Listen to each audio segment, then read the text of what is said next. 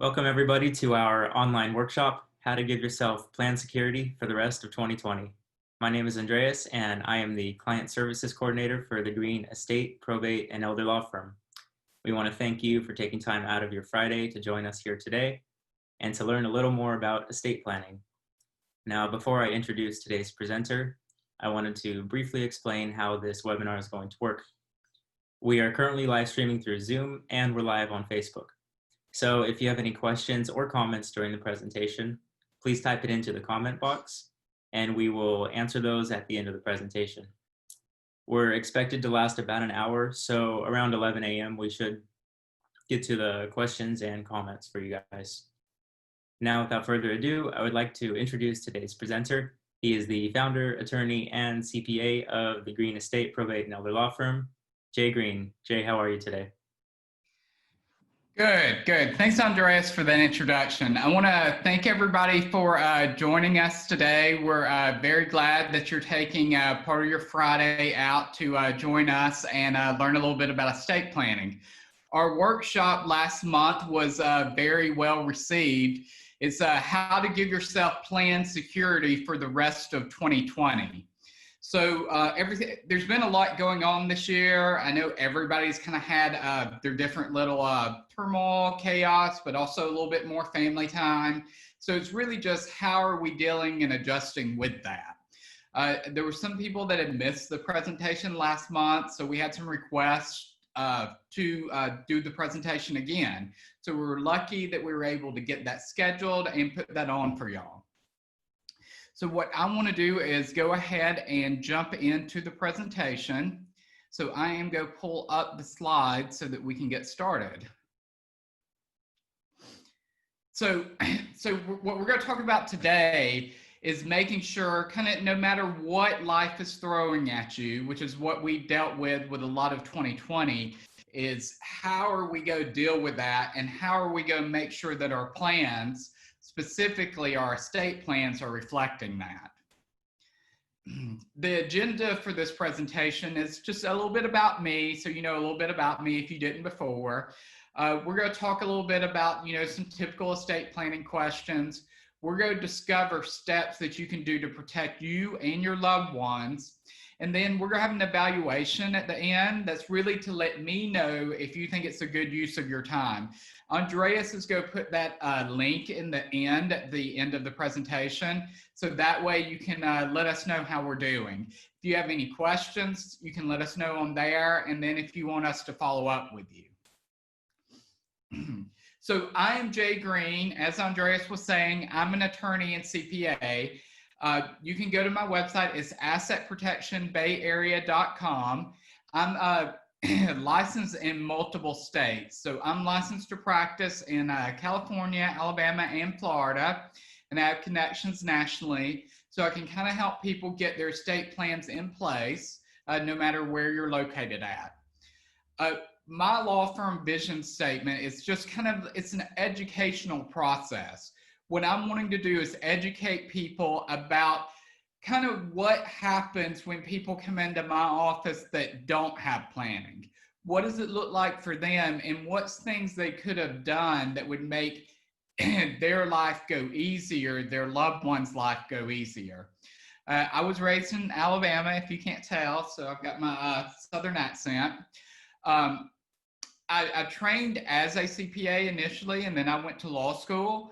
My values for this really come in making sure that my family's protected. My parents dealt a lot with taking care of their parents towards the end of their lives, stepping up, trying to get some plans in place for them. That put a lot of extra stress on my parents, and that's something I did not want to see reflected in other people's families needlessly. My parents were able to get their planning done, and that's something that I was able to do for my career, is helping make sure that no matter what happens for people, they're having good comprehensive plans in place. I'm part of a national group of estate and elder law attorneys, lawyers with purpose. So what we do is make sure that we are protecting families. So what I always start with every presentation is just finding out if there's any questions you had that you came to this presentation. You want to make sure that those get answered during the presentation. The way you can submit those questions is you can either type them in the Zoom chat boxes, or you can add those on the Facebook chat. Andres is go accumulate those questions and we'll answer them at the end if we didn't answer them during the presentation. So goals of this workshop, it's to identify if your current plans are going to meet your goals. If they do, then you're all set and you don't have to do anything, which would be great. But what we need to do that is we need to understand what it takes to protect you and your stuff. We're going to do that through some stories today so that you'll have something to anchor back to and you can think, is that story relevant for you and your family? And then we're going to show you if something's missing in your plan, how you can get it so that your plan's all set. So 3 steps to plan and protect yourself is you have to know the rules. So you have to know what type of rules the government has for you. And do you need to do planning around those rules? The other one is you have to know who your predators are. And when you're creating your estate plan, what you're trying to protect your estate from and yourself from. And you have to know your different options for planning. So number 1, knowing the rules. The government has rules when you're alive. And they also have rules for after your death. And those rules are going to tell you how your money and how you and how your loved ones are going to be taken care of. And you have to know what those rules are if you want to protect yourself.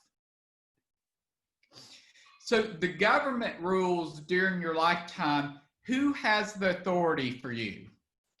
You can do minimal planning, and that's going to give you some protections that are not just there if you don't do any planning at all.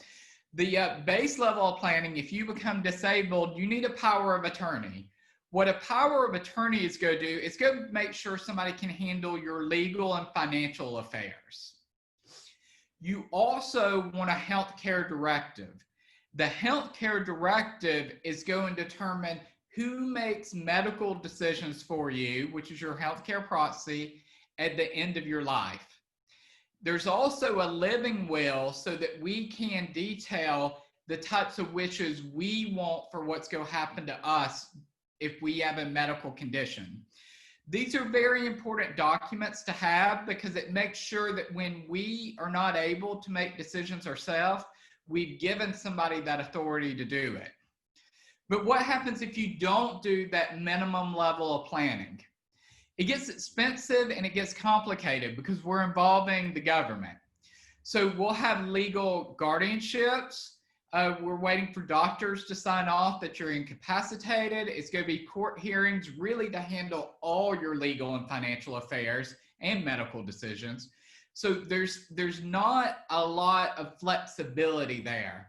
You're also not picking the person you chose that you wanted to handle your affairs. The government's picking who they think is best for you.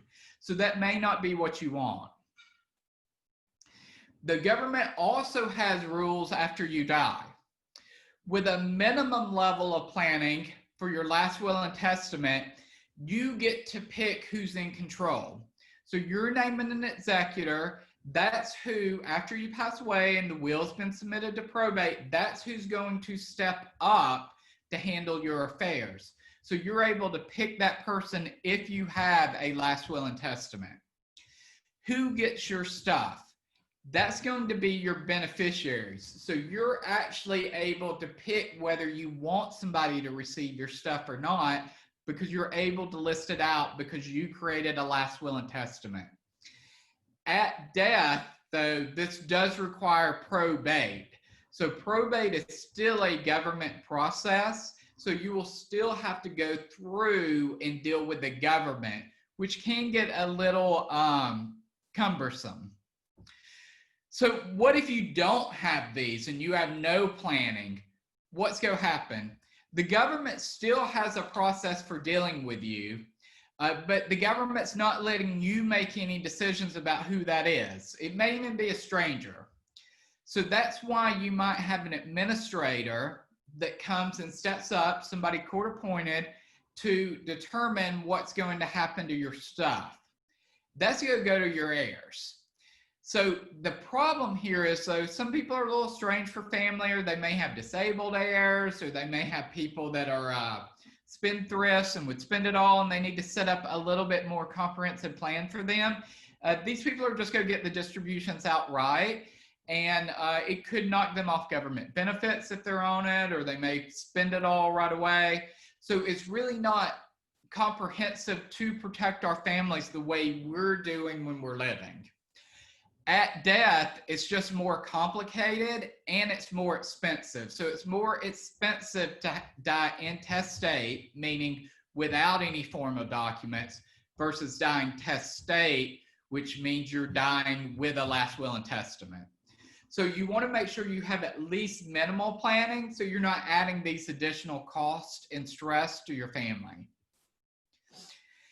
The thing that you have to remember, though, is that wills control what you individually own. So if you own something in your own individual name, it has to go through a will. And all wills must go through probate. And the problem with probate is probate can be very time intensive. And if you're in a state like California, it can be very expensive. So probate is what we call estate administration. In that process, we validate the will, your debts get paid, and your assets are distributed according to your will. That is the only legal way to change title. So probate concerns are, it leaves your wishes up to interpretation by court. So that's a judge who you've never met before stepping in to determine what you've actually wanted. And you know, what they interpret of what you wrote down may not be what you actually wanted. It's also easy to contest a will. If you're an heir, if you just don't respond back, that could set up a series of hearings so that you're having to deal with extra time and costs within the probate process. Probate can be very expensive. It's a little expensive in states like Alabama and stuff, so there still are costs that you might want to avoid by not going through probate. But in California, there are statutory fees that they start at 3 to 5% of the estate. So for about every $100,000, you're looking at about $3,000 to $5,000 in probate expenses. So that's just the start of those. So we want to avoid those as much as possible. Probate just kind of drags on, especially right now with the courts a little behind from dealing with COVID throughout the year. Probate's even lagging a little bit longer, but it typically does. So you have to leave the estate open for creditors, and that can vary by state, 3, 4, 5 months. But then even to finish the process from the point you've notified creditors to the point you pay out, that could be anywhere from a year, 2 years. And then your heirs don't really have control of what's going on with the assets at this point in time, because everything's subject to court supervision. There's also no privacy when you're doing a probate. It's a public process, so you have to give public notice. Creditors are made aware that, you know, you're closing out the estate. You know, if we're leaving our loved ones a lot of money, we may not want it to be publicly disclosed that they're about to receive this money. So we want to protect our loved ones, and that's why a will may not be the best thing for us and our family, because it's such a public process. So in my office, what we think about is the distinction between having documents versus doing actual planning. From feeling better because you created a set of documents versus getting the actual results you want because you did planning. That starts off with having a power of attorney. You can go and get a power of attorney anywhere to kind of handle your affairs. But the thing is, it may not do what you actually want it to. If a power of attorney is too broad, it's like a blank check. If somebody has a blank check, they can do what? They can go and take everything out of your bank account. So the problem with a power of attorney, if it's too broad and it's not tied to your estate plan, it's like a super blank check. They can go and they can take everything you have. So what we want to do is make sure that we're giving somebody a power of attorney that has instructions on it, but we also need it to be powerful enough to protect us if something happens. If our medical condition changes and we need government benefits because we had a car wreck with a brain injury and now we are special needs, how do we make sure that we're not going to lose all the assets we worked and built up so that they're protected? So we need our power of attorney to be able to go and do asset protection planning to make sure that we don't lose our assets as we're needing to also get medical care and apply for government benefits. We want to think the same type of thing when we're thinking about the healthcare proxy. We need it to be more than a document. If you give somebody a healthcare proxy, it's similar to a God power because we told them that we want them to be in charge. We haven't gave them a set of instructions about what to do with us. So that's why we want the living will integrated in there so that people can know what our wishes were and follow through on our wishes. We can also give them discretion about doing something different than we wanted because at the time that we are disabled in the hospital, they may know something a little different than we do on the day we sign the document. But the problem with a healthcare proxy is too, it's really just controlling us at our end of life. So what we want to do is make sure that we're giving a comprehensive plan, which in my office we call a personal care plan, about a set of instructions. If we're healthy as an ox, but think we're George Washington, what do we do with us now? What type of care do we want to receive on a day-to-day basis? How do we like to live on a day-to-day basis now? Like, what do we enjoy doing now? And how do we make sure that's available to us when we can't do it later? That's why we need very comprehensive plans, which are just not documents you can go and download from online. Also, a last will and testament, it's also a document that sets in place our wishes, which is very good. It's a very good level of planning to start with. But the problem is it still goes through probate court, which as we discussed can be very cumbersome. So that may not be something that we want to subject us and our family to. There's the cost of doing documents initially, but there's cost on the documents at the back end about the financial cost of having to go through probate, but also the personal and emotional costs that we put our loved ones and family members through when we have not done very comprehensive planning. So one of the next things is knowing your creditors. So who are your creditors? As we were discussing earlier, the government can be a predator. It is a little bit of a predator because they add costs to us that we weren't planning on paying. Maybe we don't even want to pay, but anyway, we have to pay. So what we want to do is try to minimize those costs as much as possible. Another big one, because I'm an elder law attorney too, is I help people think about long-term care costs. And what are we doing to make sure long-term care costs are taken care of? And then when we're thinking about your family doesn't intend to be a predator, but they can become a predator. So we're going to talk about how that happens. And then always, you know, we live in the US. Do people sue each other? They do all the time. So how do we protect ourselves against lawsuits? So the government can be predatory in a couple of ways. If you become disabled, it becomes a little predatory because there's guardianship proceedings. We're appointing, the court costs. So costs are going through the court. We're going to have an attorney that represents you in the state.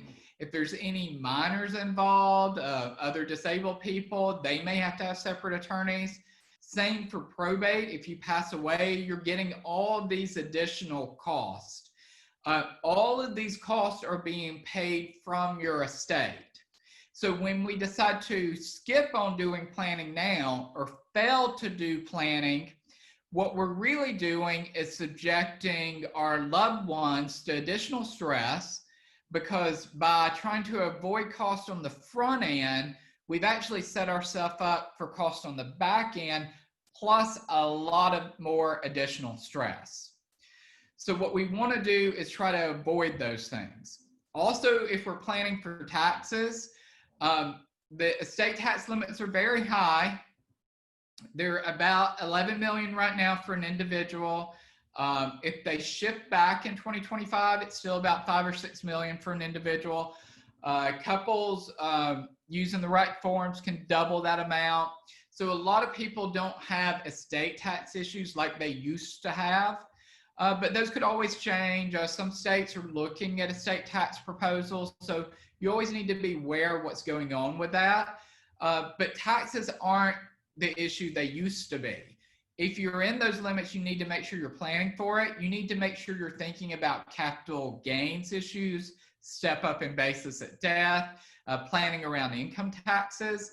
But what we want to do is minimize all of those so that we're leaving as much for our family as possible, which is what we were intending to do when we were working all those years. Also, one of the big costs is long-term care cost. So if you stay at home, long-term care can be a little cheaper initially, especially if you don't need around-the-clock care. Maybe you just need somebody to come in for a few hours and stuff. That lowest number is probably a little too low, but probably like at least 3,000 or 4,000 getting somebody in the home every month. But if you start needing around-the-clock care, it gets really too expensive for you to stay at home, because then you're looking, 12, 15, 20,000, depending on what type of care you're getting. Assisted living is the next option. So when you can't stay at home, you want to maximize your options. You want to stay at home as long as you can. But when you can't stay at home, then are you going to move to assisted living?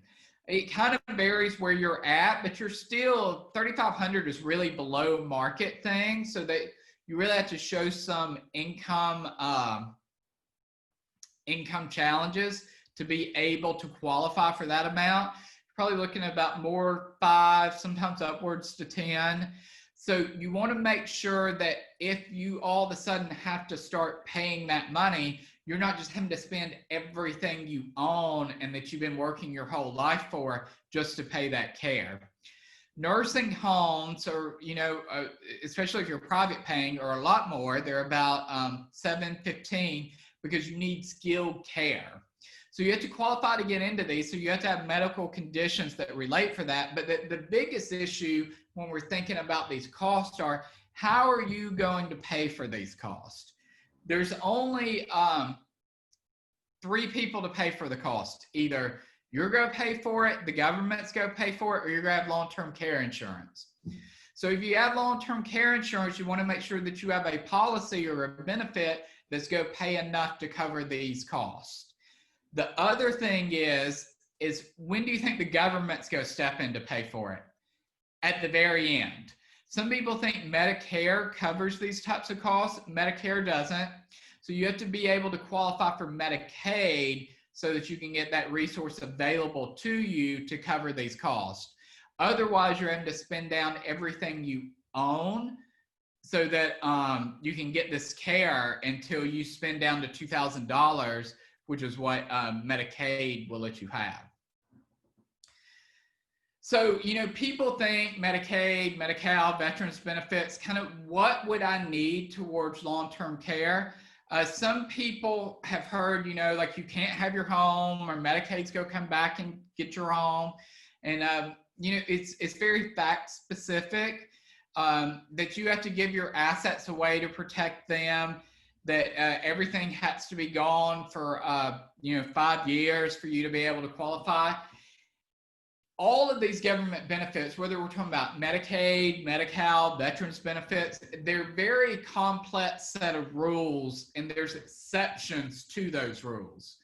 So in my office, because we're an elder law practice, we specialize in helping people plan for Medicaid, Medi-Cal, veterans benefits, and setting up their estate plan so that it can shift over time to make sure that when they need these benefits, they're available to them.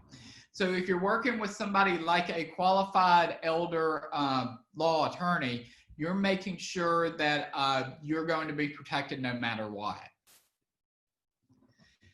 We also need to think about the unanticipated predators. These are going to be the unintentional predators. Our family never attempts or sets out to be a predator. They just happen to be because of their circumstances. So what we want to do is try to protect them from those circumstances. Sometimes we have a spouse, blended family. We pass away, our spouse remarries. So what we worry about is our children or loved ones going to be protected if our spouse remarries. We don't want to restrict them, but we want to make sure that our half goes to our loved ones and our children.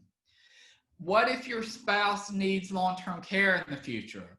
So how are you making sure that all this money you worked with your spouse to accumulate, you don't lose to long-term care costs in the future?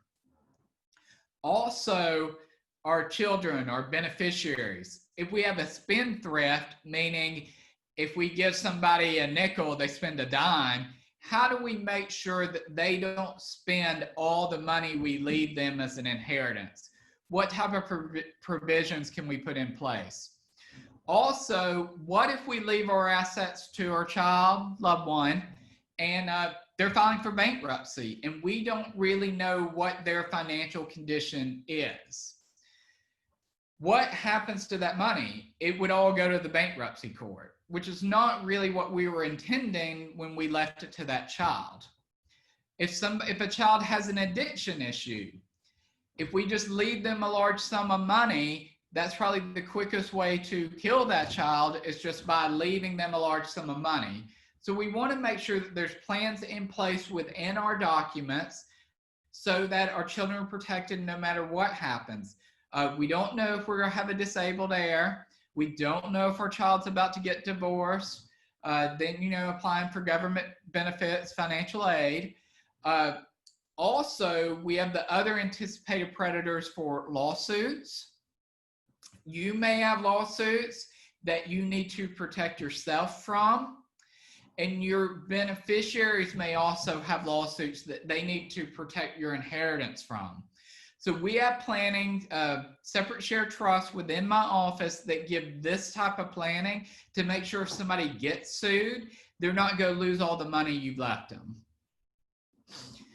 So some people think that what they can do to avoid these types of issues is they can just have joint ownership. And if they have joint ownership, or payable on death beneficiary designations, that works because the assets are moving without having to do estate planning. What you can do in that situation is accidentally disinherit your family and your loved ones. So, hypothetically, and this isn't that hypothetical, this happens every day in this country, is Bob and Sue are married. Sue unfortunately passes away. Bob is still young enough that Bob wants to get out, so Bob remarries. He remarries Sylvia. Bob passes away. So because Bob and Sue own the house jointly, it all ended up with Bob. And then when Bob remarried Sylvia, he had put Sylvia's name on the house too, jointly. So when Bob passed, it went to Sylvia. The problem with that is maybe Sylvia and Bob and Sue's kids don't really get along. So what happened is everything that Bob and Sue had been working on went to Sylvia's kids. So what we want to do is make sure that we've got plans in place so that our family, our loved ones, our kids do not get accidentally disinherited. So joint ownership and payable on death beneficiary designations probably is not the proper way to avoid probate court if we want to protect our loved ones. So how would we do that? We have to know what our options are. What we want to do is do proper estate planning. So when we're thinking about proper estate planning, we want to think about the core elements to it. Who's in control? Who gets to benefit? And what is that when I'm alive and well? When I'm alive and well, I'm in control and I decide who benefits. What happens when I'm incapacitated? I've named somebody to be in control while I'm disabled, and I've told them to spend my money on me and these other people who may be depending on it. And then if I become deceased, then I've named somebody to handle out my affairs to make sure that my loved ones I've named in my document are protected. What this can do is it can make sure we're protected when a spouse becomes incapacitated. It makes sure that we're protected if our spouse remarries, or if our spouse deceases.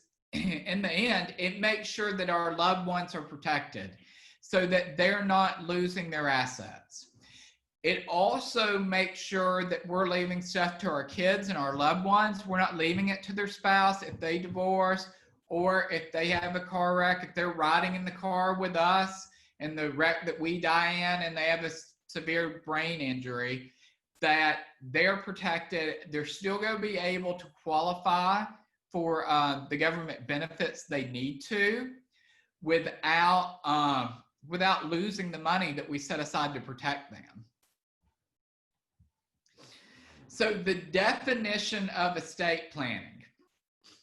I want to control my property while I'm alive and well.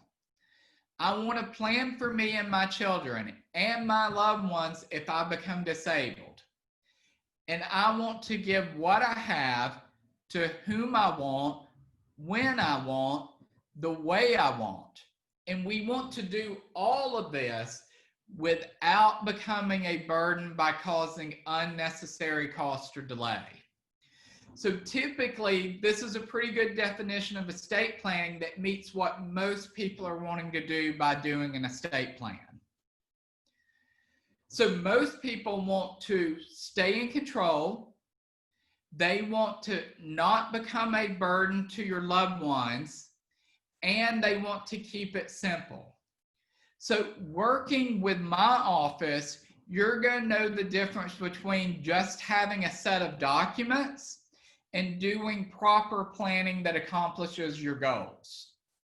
You're going to understand all the costs, not just the financial costs, but the financial cost in the future, the cost and the stress to your family by not having proper planning. You're going to understand all of those, and we're going to be able to minimize all of those.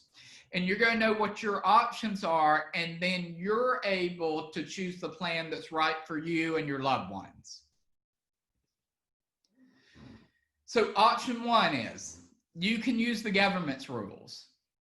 So if we're using the government's rules, we have a couple of different options. We can do nothing at all, and we can let the government control.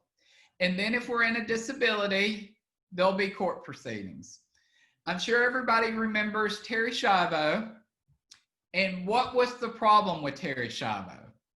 She was the lady in Florida that there was a Supreme Court case against. The Congress was making laws, all determining whether she lived or died. And the problem was not that her parents wanted to keep her alive and her husband wanted to take her off life support. The problem was Terri had not told anybody what she wanted. So when we leave the government in control, it can get very complicated. Hopefully not as complicated as it got for Terri, but if you're still in the local court dealing with those issues, that's very complicated for your loved ones And if you're still living, it puts a lot of stress on you. So having the government making decisions for you if you become disabled is probably not your best course of action. Also, if it's death and the court deciding what happens to us, it can just eat up. I've seen a lot of estates eat up almost the entire value of the estate, dealing with administrative estate planning costs. And if there's just a little bit of a contest, like even somebody that's potentially an heir that doesn't have any documentation, I've seen a judge say that they're going to be included in the estate plan. It just sets us up for extra stress. So having no planning really isn't an option. What about minimal planning? So if you do at least the disability documents I talked about earlier, a power of attorney, a healthcare directive that lists a healthcare proxy and your living will, that's a good set of base instructions about what you want. They don't necessarily determine all the options. If you're not terminal, comatose, vegetative, what are we going to do with you? It's not really giving the options about doing more advanced planning if you need to qualify for government benefits because you've had a wreck or some other injury and now you need those programs. How do we make sure you don't lose all your money? The same for your death. You can do a last will and testament, and that's going to give the court your wishes of what you want to have happen, but it's still subject to court supervision and the judge's interpretation of what your documents are saying. Having minimal planning is definitely better than having no planning at all, but we might can do better for our family. We can do that by doing some more probate avoidance. We're still going to have that same base set of disability documents, but what we're doing is some base death protections, but we're taking the court out of control. We can go a step up though if we want to do better for our family. We can create our own custom rule book. So how do you create your own custom rule book? You use your voice, what's your wishes, and you make sure when you set it up that it's actually going to work when you need it. So you set it up, it's called a trust. What we talk about is a little red wagon. So instead of owning everything in your own individual name and just having these boxes with your house, your stocks, and everything in it, what we do is we take those items and we put them into your little red wagon, you know, the kind you used to pull around as a kid, and that makes sure that they're protected. It's your own set of instructions about what's going to happen to those items and how those items are going to be spent on you and other people. It integrates with your life and your stuff. It maintains your rules with life and as law changes. You know, we were talking about the Secure Act was a big act that really changed how retirement accounts and your estate plan interacted together. And we want to make sure that we have a comprehensive estate plan. So we want to make sure that there is a link between our retirement accounts and our estate plan so that they're integrated and they're happening the way we want them to do. So by doing all three of these things, your rules will work and be effective for you. If you just go and create a trust and you don't integrate your trust and move assets to it and make sure that it's comprehensive and detailed for you and your specific situation, it may not work when you actually need it. It may not protect you and your loved ones. So the distinction is there's good marketing versus good lawyering. So a lot of trusts that some attorneys put out on the market, they're just documents. They're not your rule book. They're still requiring a lot of supervision. You're going to have two doctors that determine whether you're incompetent or not. It only avoids probate if everything is integrated into the plan. So a lot of law firms are not helping you to get that type of integration to make sure you have a good comprehensive plan. Also, a lot of those require outright distribution at death. And because of the issues we were talking earlier about spendthrift and about financial issues and then disabled heirs, those provisions actually may cause your families more problems in the end. Good lawyering is making sure that stuff is personalized and tailored to you, your families, your loved ones.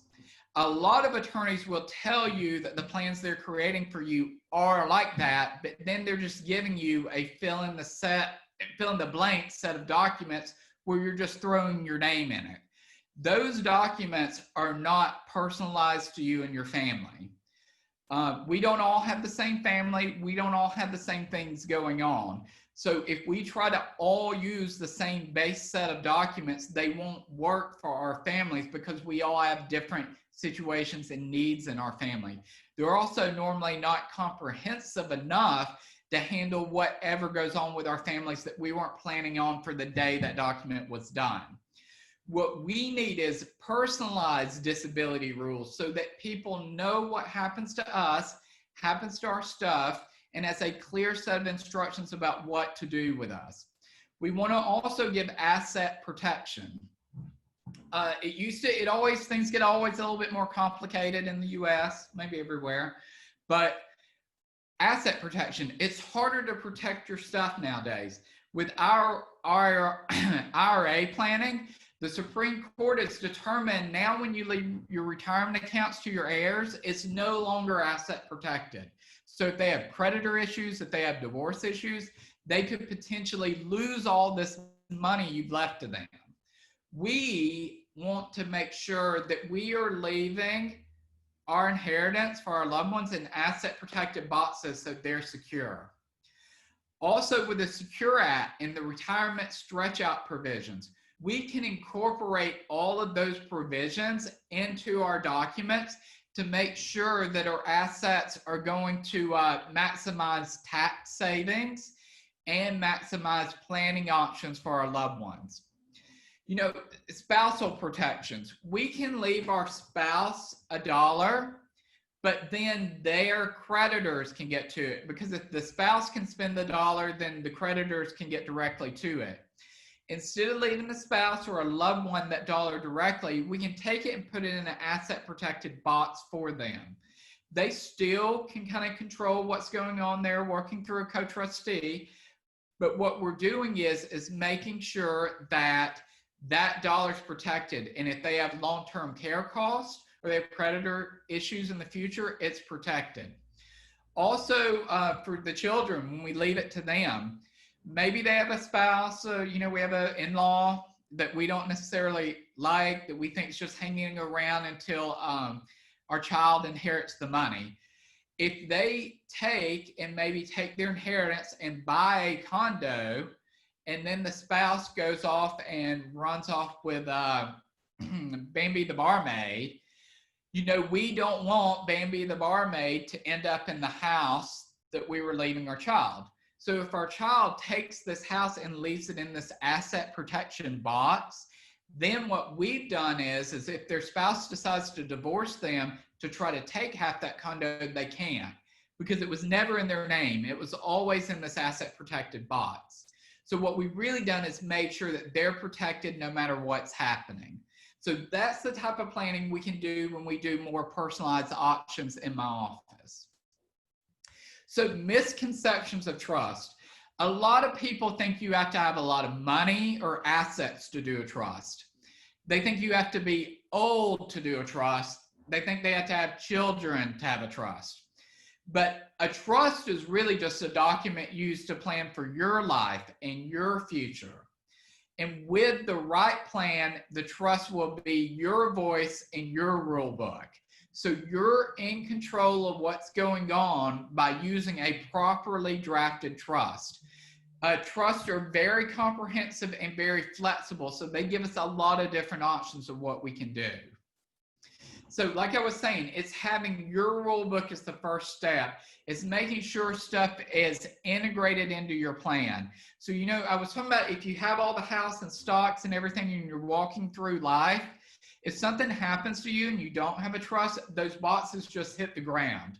When they hit the ground, somebody's got to come and pick those up. If you have the minimal level of disability documents, maybe your power of attorney does or your executor does after they get appointed by the court, but it's still requiring supervision to do that.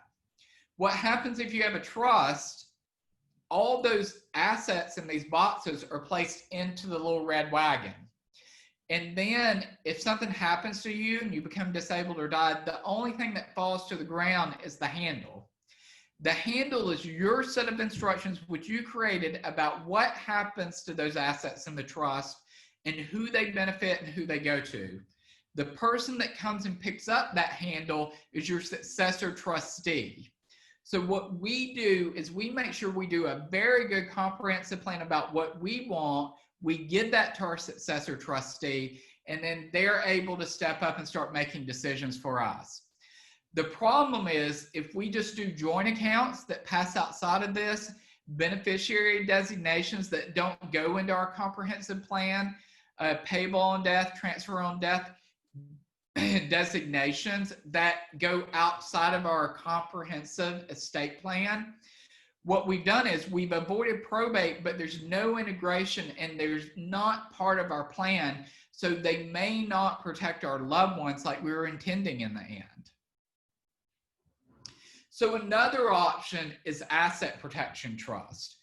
What asset protection trusts can do is they can give us protection during our lifetime. If we're looking at Medi-Cal, Medicaid, veterans benefits, we can transfer assets into these trusts and it starts the look back clock running so that we can qualify for those benefits if we need them in the future. It preserves your money for you, your children, for those you love. What we do in there is you have to give up the ability to directly access what you're trying to protect. Most people are not living off the principal, they're living off their income. So what we do is we put the principal in an asset protected box that you can change the co-trustee on. You can get the money through them if you need to. There's a trap door. So what it is it makes sure that you're protected. So if you get sued or if you're needing to qualify for these government benefits, it's not countable against you. So asset protection trusts offer protection from divorce, from predators and creditors, from nursing home costs because it starts the benefit clock running. So those expensive long-term care costs, you can avoid a lot of those by doing an asset protection trust. Family indiscretions. It makes sure that your assets are structured in such a way that your family's protected. So what are your costs coming from this if you do nothing? So probate costs, I said they start at 3 to 5%. You're probably looking 5 to 7%. But there's more than just the financial cost. There's the emotional cost to your family. It's the stress. There's the delay. It's the public filing. It's the notice that goes out to all your heirs, especially maybe some of the people that you're not connected to in your family. Your spouse blows or loses your heirs' inheritance. It doesn't guarantee that your loved ones are going to get what you left them. Maybe your heirs actually have some issues and they blow it, or maybe they have a medical condition and they lose it by having to spend for that type of care because those types of protections were not in the documents you drafted. So what we want to do is make sure that the plan we're creating for our families and our loved ones are covering all these types of cares and costs so that we're not going to lose this money through spousal remarriage. Our heirs aren't going to lose it if they have any type of issues, and we're not going to lose it through long-term care costs. So the other issue is not maintaining your plan. We want to make sure that our documents are reviewed and updated. Why? That's because we could have changes in family circumstances. People are born, people die. So what do we want to do to make sure that they are protected in those circumstances, that our documents stay up to date? We also may have like trustee, executor, agent changes. Their health could change. That may determine if somebody can do it. Maybe they move, they're not close by anymore. We need to change those. Also, like we were talking about with the Secure Act or changes to Medicaid law, veterans benefits. There could be changes in federal and state laws that impact our estate plan, and we want to make sure that we're regularly maintaining those. So how do you protect your stuff in 3 easy steps? First of all, you have to act. You have to assess what your needs are. What do you need for you and your family? And then you got to determine what's missing. And then you have to tie your plan in with your life and integrate it. So what you can do to determine these 3 steps is you can book an appointment with our office. When we do workshops, we also always do the initial appointment free.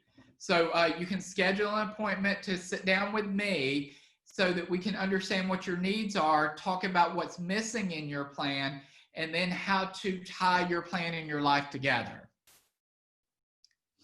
So you can book, so these are kind of the next steps if you kind of want to move forward with your estate planning. You can book your free vision meeting with me to learn about kind of the risks for your estate. You can start your design process. It's going to be coordinated by Andreas, who was on the meeting initially. He's going to collect the relevant information to create your customized plan. If we need to meet to determine a little bit more about the design for your plan, we'll set that up. And then finally, we'll have a signing meeting with all the social distancing protocols in place. And then some of our documents are can lend themselves to online notarizations. So what we do is determine what's the best plan forward to move you forward. We also have an optional annual maintenance program. You don't have to do it. Some people choose to do it because it allows for a one-time fee. You're able to make beneficiary changes, trustee changes throughout the year if you need to. And then when there's changes to the law, like the Secure Act or Medicaid, Medicare planning, that's included in that optional maintenance program. So like I was saying, you can book your appointment on the Square link. That's your best way to figure out what type of plan is best for you and your family. We hope you've enjoyed this. If you have, there's an option to tell friends and family about it at the end, so you can let us know if you think there's people that should be attending with us. What we'll do now is we'll bring Andreas back in so he can let me know if you had any questions as we were going through this. What I would ask while we're doing these questions is that you click on the link for the evaluation so that I know how I did today. I want to make sure that it's a good use of your time and that you feel like you've learned a lot and that it was a little fun for you, hopefully, as much as estate planning can be. So if you can click on the link for the evaluation, just let me know how I did. We definitely appreciate it. And now I'll bring Andreas back for questions. Hey Jay, great presentation. Thank you. We did get a few questions. The first question is, I live in Alabama and I see that you practice in both Alabama and California. How will you be able to help me with my planning? So, due to technology and everything nowadays, it's actually very simple to work with people remotely. So I regularly help people create their estate plans, kind of no matter where they're at. So I have been able to do a lot of meetings. Even prior to COVID, we were meeting via Zoom with clients, via phone with clients. So there's different options if you're not in the state of California for planning with me. And that goes the same for maybe people in Southern California or other parts of California, or even on the other side of the bay. With social distancing protocols, the preference is to have the initial vision meetings online through Zoom. So we're almost even handling most of the local meetings in person. With signing, some of the signings we are doing with social distancing protocols, masks, hand washing, all those types of things, distance where appropriate. We also can coordinate with local notaries so that we go over your documents online, and then you can work with local notaries just to do the signing part. So it's actually very simple, and I regularly still work with clients, Alabama, Florida, and all over California. All right, the next question reads, I am a business owner. How can I put my business into a trust? So depending on the ownership structure and your documents within that, what we might can do is retitle some of the shares. So if you have an LLC agreement with member shares, we might can retitle those to be owned by the trust. Same for the corporate shares. We can move those corporate shares into the trust. That's a good level of protection. If we've got them in a corporate structure, that's going to give protection from the other assets in the trust. For some clients, we're doing multiple levels of planning, and we might do more than one trust. Sometimes when I talk about business owners, I think about rental property owners too, and how they segment their ownership interests so that this rental property is not getting attached to this rental property for lawsuits. The reason some people prefer doing that in a trust versus doing it through corporate entities is corporate entities require annual filings.